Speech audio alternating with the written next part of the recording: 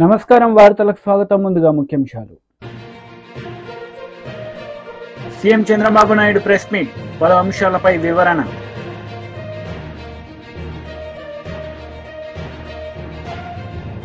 మాజీ CM Jaganmohan Reddy press meet, CM Chandrababu నాయుడుపై fire. TDP అధినేత నారా చంద్రబాబు నాయుడు ప్రెస్ మీట్ నిర్వహించారు. ఈ సందర్భంగా పలు అంశాలపై ఆయన మాట్లాడారు. నియమాల్ని నిబంధనల్ని తప్పకుండా ఉల్లంఘించకుండా పాటించడం అంటే మీరు వేరే మతాల్ని గౌరవించినట్టు. అట్లా కాకుండా నేను ఎప్పుడు ఇంతవరకు ఎవరు అడగలేదు, ఇప్పుడు ఎవరు అడుగుతారు నన్ను, ఇది కరెక్ట్ కాదు. అందుకని ఈరోజు నేను అడుగుతున్నా, మీకు గౌరవం ఉంది, మీరే ఒప్పుకుంటున్నా, నేను బైబిల్ చదువుకుంటాను. నువ్వు బైబిల్ చదువుకున్నప్పుడు నువ్వు యాక్సెప్ట్ చేస్తున్నావు. యాక్సెప్ట్ చేసినప్పుడు తప్పు లేదు దాంట్లో. ఎందుకు ఇంట్లో రూమ్ అనేది చదవాలి, బయట కూడా చదువుకోవచ్చు. బట్ ఐఎమ్ సేయింగ్ ఎందుకు చర్చకి పోకూడదు? I'm asking straight question, don't mistake me. రాష్ట్రంలో ఉండే ప్రజలందరూ ఆలోచించాలి. నేను హిందూని, వెంకటేశ్వర స్వామి దగ్గరికి పోతాను, నేను ఓపెన్గానే పూజలు చేస్తాను. అదే మరి చర్చికి పోతాను, వాళ్ళ నియమాల్ని నిబంధనల్ని పాటిస్తాను. మసీదుకు పోతాను, వాళ్ళని గౌరవిస్తాను. మత సామరస్యాన్ని కాపాడుతాం, సొంత మతాన్ని ఆచరిస్తాం. There is nothing wrong in it. Why should we hide? ఎందుకు దాచిపెట్టుకోవాల్సి? నేను లోపల ఎందుకు చదవాలి? You can read outside, nothing wrong. నేను తప్పుపడడం లేదు. కానీ లోపల మాత్రం చేస్తాను, బయట మాత్రం చేయను, నాది మానవత్వం అని మాట్లాడుతున్నాను. నేను మానవత్వం ఏంటి? మత సామరస్యాన్ని కాపాడడం మానవత్వం కాదు. మీరేమంటున్నారు? నేను ఎప్పుడో చెప్పాను, పాబ్లో ఎస్కోబార్ అని. ఆ లీలల వల్ల, చేసిన అరాచకాల వల్ల ఒక్కొక్కటే బయట వస్తా ఉంటే ఇవి కూడా జరుగుతాయా అని మీకు ఆశ్చర్యమేదు? కంపేర్ చేసుకోండి. ఎస్కోబార్కి ఇది డిఫరెన్సెస్. ఈ మధ్య జరిగినటువంటి ఆల్ సంఘటనలు, ఇంకా జరగబోయే సంఘటన కూడా మీరు చూసుకుంటే అవే జరుగుతున్నాయి. దాన్ని పెద్ద ఇది చేస్తూ ముందుకు మాట్లాడుతున్నారు. అదే మాదిరిగా పదే చెప్పిన అబద్ధాన్ని తిప్పి చెప్పడం, పేపర్లో రాయడం, టీవీలో చూపించడం, బ్లూ మీడియాలో అదే ప్రచారం చేయడం. ఇక్కడ కల్తీనే జరగలేదు అంటాడు. కల్తీని జరగలేదు అంటూనే ఈవో చెప్పాడంటాడు జరగలేదని. ఈవో పదే చెప్పాడు. ఏదైతే ఆ కంపెనీ ఉందో, ఏఆర్ కంపెనీ, ఏఆర్ డైరీ, ఆ డైరీ 8 ట్యాంకర్లు పంపించింది. 4 ట్యాంకర్లు కన్జ్యూమ్ చేశారు. పదే వచ్చిన కంప్లైంట్ చూసిన తర్వాత ఈవో చెప్పినా వినలేదు కాబట్టి ఈ 4 ట్యాంకర్లు రిజెక్ట్ చేసినప్పుడు ఎన్డీడీబీకి పంపించారు, టెస్టింగ్ పంపించారు, ఎన్ఏబిఎల్ టెస్టింగ్. ఇది ఎన్డీడీబీ ఇచ్చిన రిపోర్ట్. ఇది మేము తయారు చేసిన రిపోర్ట్ కాదు. ఇది క్లియర్గా ఎన్డీడీబీ రిపోర్ట్ ఇస్తే ఆ రిపోర్ట్ను తప్పుపట్టేట్టుగా ఈ రిపోర్ట్ ఎన్డీడీబీ ఇచ్చిన రిపోర్ట్. ఇది చాలా క్లియర్గా 4 శాంపుల్స్ పంపించినప్పుడు 4 ట్రక్స్ నుంచి, ట్యాంకర్స్ నుంచి చాలా స్పష్టంగా వాళ్ళు రిపోర్ట్ ఇచ్చారు. ఆ రిపోర్ట్ని బయట పెట్టకపోతే రేపు బయట వస్తే మేము హైడ్ చేసినట్టు కాదా, తప్పు చేసినట్టు కాదా? భగవంతుడు మమ్మల్ని క్షమిస్తాడు? ఓకే, ఇది జరిగింది. జరిగిన తర్వాత మీరేం చెప్పాలి? మాజీ సీఎం జగన్మోహన్ రెడ్డి మీడియా సమావేశం నిర్వహించారు. ఈ సందర్భంగా చంద్రబాబు నాయుడుపై ఆయన మండిపడ్డారు. వెళ్తాము అని అంటే కూడా అడ్డుకునేందుకు ప్రయత్నం చేస్తూ అడుగులు వేస్తా ఉన్న పరిస్థితులు బహుశా ఎప్పుడూ కూడా జరిగి ఉండదు. దేశంలో కూడా ఎప్పుడు బహుశా జరిగి ఉండదు. రాక్షస రాజ్యం అనేది ఇదే. ఆశ్చర్యం ఏమిటంటే తెలుసా, ఈ మాదిరిగా వైఎస్ఆర్సీపీకి సంబంధించిన కార్పొరేటర్లకు ఈ మాదిరిగా వైఎస్ఆర్సీపీకి సంబంధించిన నాయకులకు, ఈ మాదిరిగా వైఎస్ఆర్సీపీకి సంబంధించిన అనేక మంది శ్రేణులకు ఈ మాదిరిగా నోటీసులు ఇవ్వడం,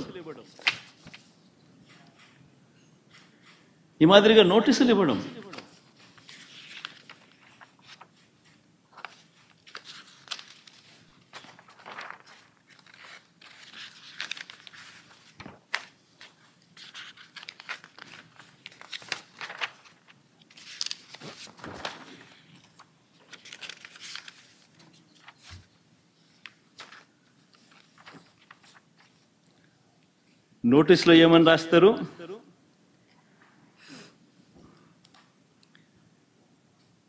మాజీ ముఖ్యమంత్రి సభ్యులు వైఎస్ జగన్మోహన్ రెడ్డి గారు తిరుమల తిరుపతి సందర్శన ఉన్నందున సదరు కార్యక్రమానికి అనుమతి లేనందున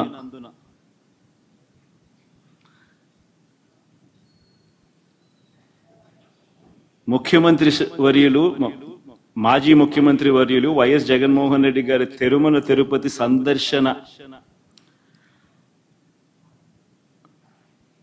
సందర్శనకు సదరు కార్యక్రమానికి అనుమతి లేనందున మీ ఆధ్వర్యంలో కార్యకర్తలతో మరియు మీ సొంత వాహనాలలో బయలుదేరి తిరుపతికి చేరుకుని వారు నిర్వహించే కార్యక్రమంలో పాల్గొంటారని సమాచారం.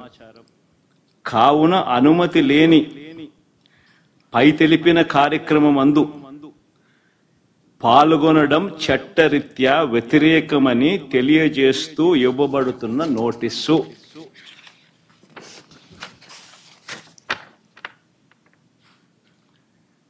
ఒక రాష్ట్ర మాజీ ముఖ్యమంత్రి జగన్మోహన్ రెడ్డి అనే వ్యక్తి, ఒక రాష్ట్ర మాజీ ముఖ్యమంత్రి అయిన జగన్మోహన్ రెడ్డికి తిరుమల తిరుపతి దేవస్థానంలో దేవుడిని దర్శించుకునేందుకు వెళ్తాను అనంటే, వెళుతున్న నేపథ్యంలో మీకు పర్మిషన్ లేదు,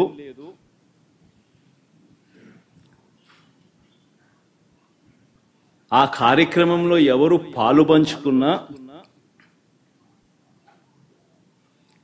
మీ అందరినీ అరెస్ట్ చేస్తాము అని గుడికి పోవడానికి పోతా ఉంటే నోటీసులు ఇస్తా ఉన్నారు. నిజంగా ఆలోచన చేయమని అడుగుతా ఉన్నా. ఏ ప్రపంచంలో ఉండం? రాక్షస రాజ్యం కాదా ఇదని అడుగుతా ఉన్నా. మాజీ మంత్రి హరీష్ రావు మీడియా సమావేశం నిర్వహించారు. ఈ సందర్భంగా పలు అంశాలపై ఆయన మాట్లాడారు. కరోనా వచ్చినప్పుడు కూడా నీ రైతు బంధు టైం మీద వేసిందా లేదా? కరోనా కష్టకాలంలో కూడా గవర్నమెంట్ కు ఆమ్దాన్ లేకపోతే మంత్రుల జీతాలు బంద్ పెట్టిండు, ఎమ్మెల్యేల జీతాలు బంద్ పెట్టిండు, ఉద్యోగస్తులకు సగం జీతం ఇచ్చిండు, రైతులకు మాత్రం 5,000 రూపాయలు రైతు బంధు ఇచ్చిండు. అగో అది కేసీఆర్ కు రైతు మీద ఉన్న ప్రేమ. మరి వీళ్ళకేం పుట్టింది ఇప్పుడు? ఏం కరోనా లేదు, ఏమి లేదు, ఉన్నదా ఇప్పుడు? మరి ఇప్పుడు ఎందుకు వస్తలేదు రైతు బంధు? కేసీఆర్ ఉండగా నాట్లు పడే వరకు మీ ఫోన్లన్నీ టింగు టింగున మోగినాయా లేవా? ఇప్పుడు నాట్లు అయిపోయా, కలుపు అయిపోయా, మందేస్తిమి. ఇక రేపు మాపు కోతకు రావట్టే. దసరా పండుగ దగ్గరకు వస్తుంది కానీ రైతు బంధు పైసలు మాత్రం రేవంత్ రెడ్డి ఎత్తలేడు. వేసిండా? మాటలు మాత్రం కోటలు దాటుతున్నాయి. మాట్లాడమంటే అన్ని వంకర మాటలు మాట్లాడతాడు. మరి రైతు బంధు ఎందుకు ఎత్తలేడు? ఏం చెప్పిండప్పుడు?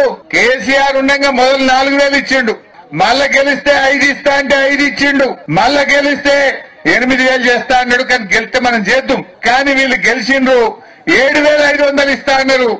ఇవాళ ఇప్పటి వరకు సప్పులు లేదు. పోయిన యాసంగిలా 5,000 ఇచ్చిండు, 2,500 ఎగబెట్టిండు. ఈ వానకాలం ఇస్తాము అన్నారు.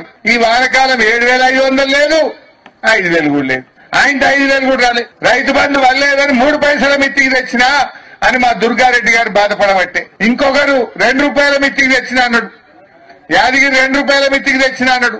నువ్వు రైతు బంధు అయ్యాక ఇలా అప్పుల పాలు చేస్తున్నట్టు రైతులు. ఇవాళ కేసీఆర్ ఉండగా వస్తే ఇంత దున్ననీకి ట్రాక్టర్ కిరాయికో, మందు బస్తాలకో, కలుపు మందం ఇంత ఆసరైండు మన కేసీఆర్. వీళ్ళేంది ఏదో ఒక కుంటి సాకులు చెప్పి అబద్ధాలు చెప్పి ఇప్పటిదాకా రైతు బంధు పైసలు కూడా ఇవ్వట్లేదు.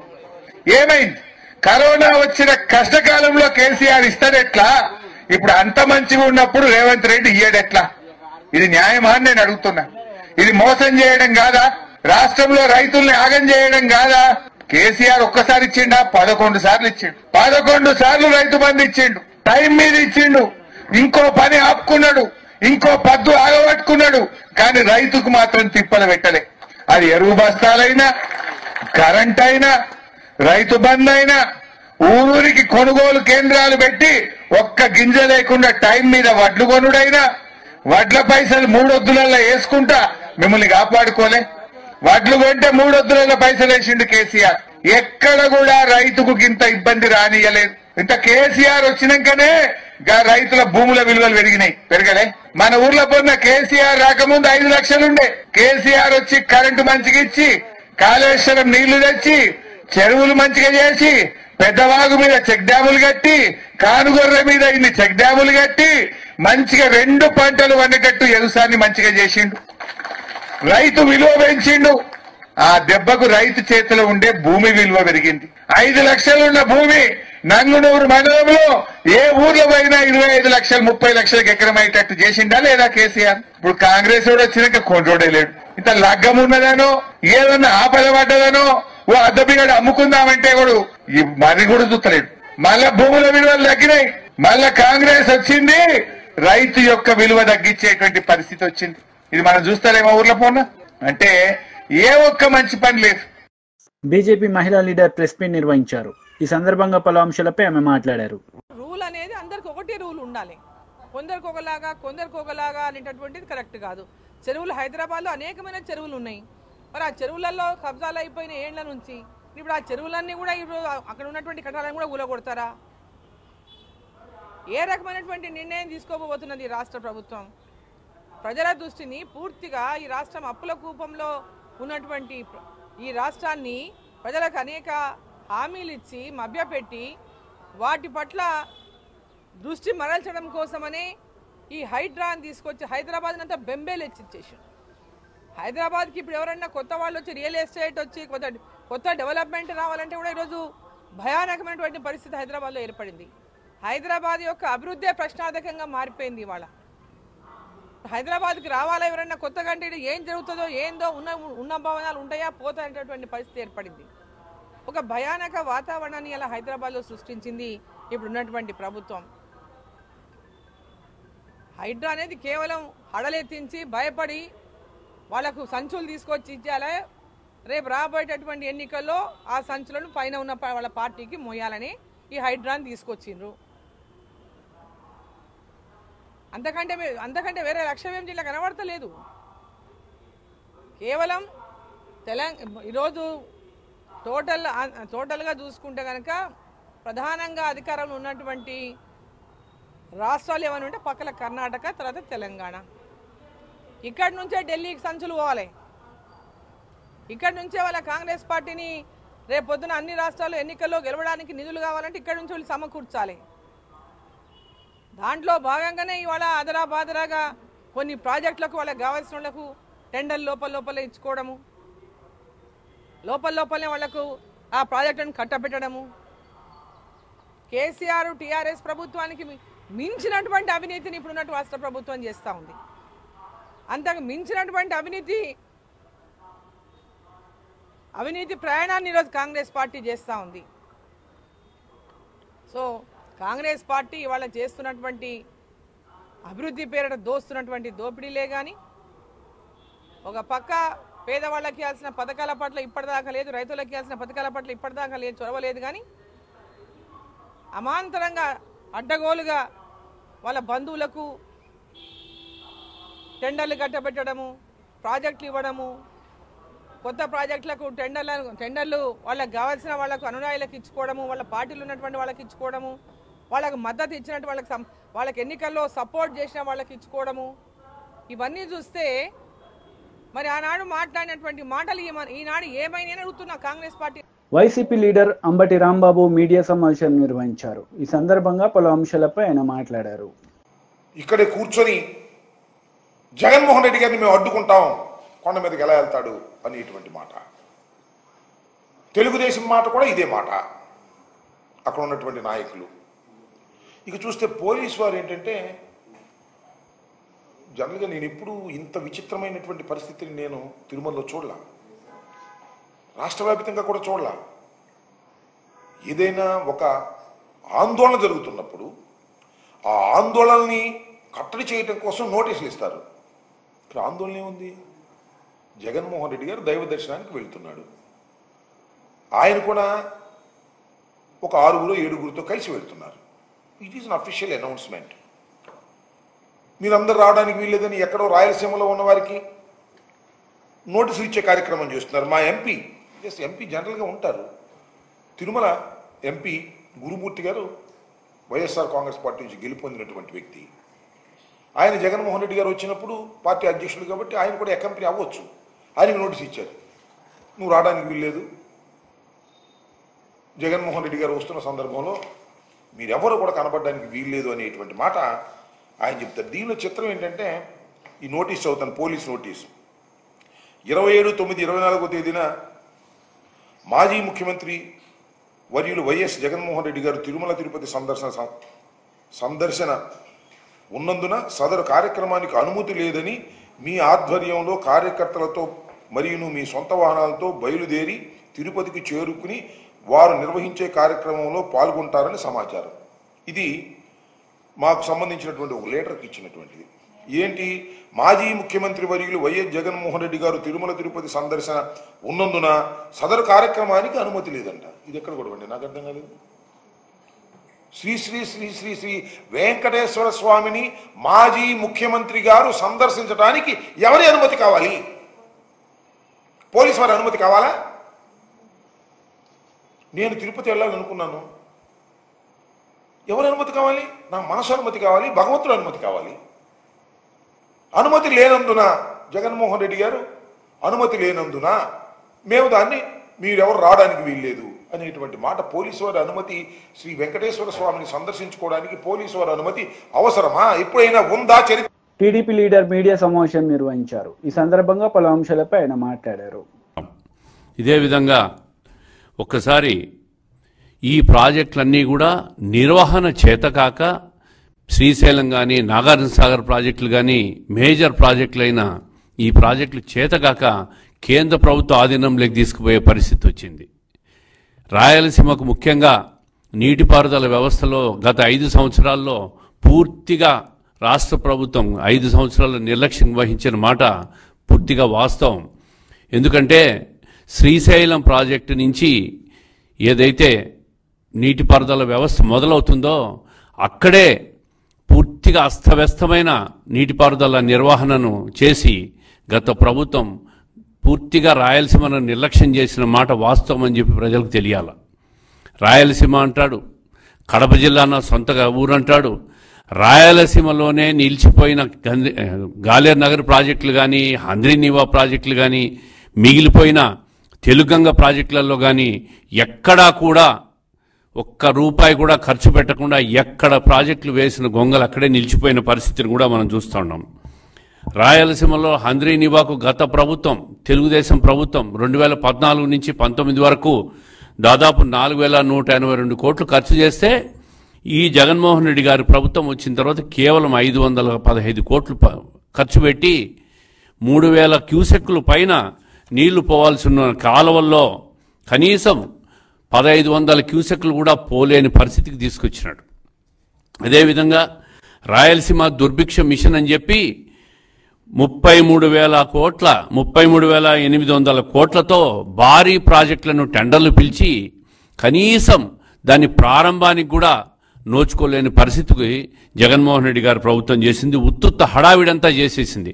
కడప జిల్లాలో కూడా దాదాపు 12,000 కోట్లతో జీవోలు ఇష్యూ చేసి ఏ జీవోలో కూడా ఏ పూర్తి చేసిన ఒక్క పని కూడా పూర్తి చేయలేని పరిస్థితిలో, మొదలుగాని పరిస్థితిలో ఉంది కడప జిల్లాలో కూడా. రాయలసీమకే కాదు, సొంత జిల్లా అయిన కడప జిల్లా కూడా పూర్తిగా నీటిపారుదల నిర్వహణలో కానీ నీటిపారుదల ప్రాజెక్టుల ప్రారంభంలో కానీ ఆయన హయాంలో ఇచ్చిన శాంక్షన్ చేసిన జీవోలను కూడా మొదలు కూడా పెట్టలేని పరిస్థితిలో పోయినాడంటే నీటిపారుదల వ్యవస్థ మీద రాయలసీమ మీద జగన్మోహన్ రెడ్డి గారికి ఏ విధంగా అవగాహన ఉందో ప్రజలందరూ తెలుసుకోవాలి. ఈరోజు పోలవరం ప్రాజెక్టు గత ప్రభుత్వం 77% పనులు పూర్తి చేస్తే ప్రతిసారి అసెంబ్లీలో 2020 డిసెంబర్కు పూర్తి చేస్తాం, 2021 డిసెంబర్కు పూర్తి చేస్తాం, 2023 డిసెంబర్కు పూర్తి చేస్తామని చెప్పి 1% కూడా పురోగతిని చేయలేకపోయింది. పోలవరం ప్రాజెక్టు పూర్తయితే దాని లాభాలన్నీ కూడా రాయలసీమ ప్రాజెక్టుకే. కృష్ణా జలాలన్నీ కూడా ఏదైతే శ్రీశైలం నుంచి వస్తాయో, ఏదైతే కృష్ణా డెల్టాకు వస్తాయో ఆ నీళ్ళన్నీ కూడా పోలవరం నుంచి సప్లిమెంట్ చేసి శ్రీశైలంకి వచ్చిన ప్రతి నీటి చుక్కను కూడా రాయలసీమకు డైవర్ట్ చేసుకునే దానికి, రాయలసీమ దుర్భిక్ష ప్రాంతాన్ని పూర్తిగా నీటిపారుదలకు నీటిని వినియోగించుకునే దానికి వీలవుతుందని చెప్పి చంద్రబాబు నాయుడు గారు గతంలో అధికారంలో ఉండగా 75% పూర్తి చేస్తే, కేంద్రంతో ఒప్పించి నిధులని సమీకరణ చేస్తే ఈ ప్రభుత్వం పోలవరాన్ని 1% కూడా ముందుకు తీసుకుపోలేక ఉత్తుత్తి అబద్ధాలు హామీలు ఇచ్చి సర్వనాశనం చేసింది. డయాఫ్రమ్ వాల్ను పోగొట్టేసింది.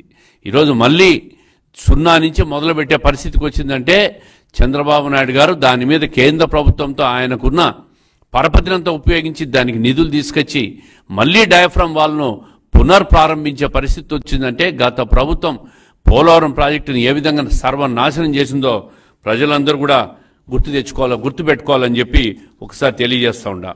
అదేవిధంగా గత ప్రభుత్వం ప్రాజెక్టుల పేరు చెప్పి ప్రాజెక్టులను ప్రారంభించి దాన్ని కూడా రివర్స్ టెండరింగ్ పేరు చెప్పి తనకు కావాల్సిన అన్యాయాలకు అన్ని పనులు ఇచ్చి చివరకు ₹1 కూడా బిల్లు వార్తలు ముగించే ముందు ముఖ్యాంశాలు మరోసారి. CM Chandrababu Naidu press meet, పలు అంశాలపై వివరణ.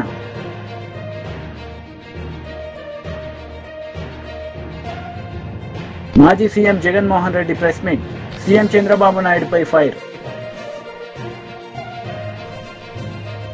ఈ వార్తలు ఇంతటితో సమాప్తం. తిరిగి ప్రసారమయ్యే వార్తల్లో మళ్ళీ కలుద్దాం. అంతవరకు సెలవు. నమస్తే.